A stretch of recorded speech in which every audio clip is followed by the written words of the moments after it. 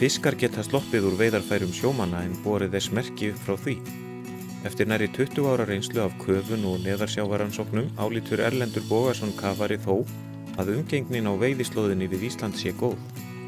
Við höfum ekki næga vitneskju tjón af völdum veiðarfæra, en þegar við fórum yfir myndefni frá síðustu 4 árum, fundum við einungis innan við 10 tilvik þar sem fiskar sáust sem báru ummerki eftir veiðarfæri. Undantekning að sjá fisk sem skallaður af veiðarfærum eða með einhvers konar veiðarfæri í sér. Þessi með krók í kjaftinum og augað virðist ekki heilt. En ástandið ekki eins gott við allar hafnir landsins.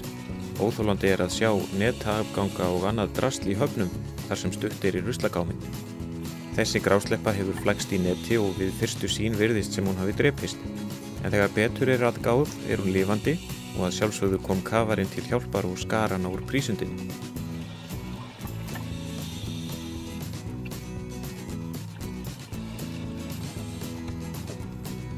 Þessi æðarbliki hafði hins vegar fest í netarusli undir löndunarkrananum og drukknað.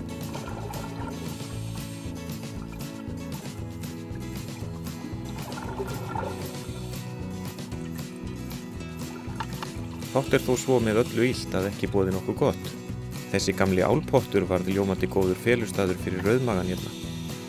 Ekki viljum við samt mæla sóðaskapnum bót. Þótt svo virðist sem áhrif mannsins á náttúruna séu mikil verða þau harla lítil miðað við það þegar náttúruöflin sjálf eru í essinu sínu. Ekki gott að segja hvaða atburðir í náttúrunni urðu til þess að þessi rauðáta drafst í stórum stíl og rak upp í fjöru. Fyrir rúmum áratug hrundi hörpudiskstofninn í Breiðafirði. Veiðin hafði verið 8.500 tonn á ári en var svo bönnuð með öllu. Ýmsar kenningar voru uppi orsakir þessa hruns, en nú þykir sannað að sýking í skelfiskinum hafi skipt þarna mestu. Ekkert þó vitað orsakir þessarar sýkingar eða hvaðan hún barst. Árið 1992 varð fyrst vart við gríðarmikla fjölgun ígulkera í Eyjafirði og á nokkrum árum átu ígulkerin upp þaraskóga á stórum svæðum í firðinum. Hér síld með ummerki sýkingar sem mikið herjaði á tegundina við landið fyrir fáeinum árum. Hafrannsóknastofnun gaf út eitt árið að 60% stofns væru sýkt og myndu drepast innan fáeinna vikna. Okkur gekk samt erfiðlega að finna sýkta síld til að mynda og úr mörgum köfunarferðum með neðansjávarmyndavélar eigum við bara myndir af 2 sýktum síldum.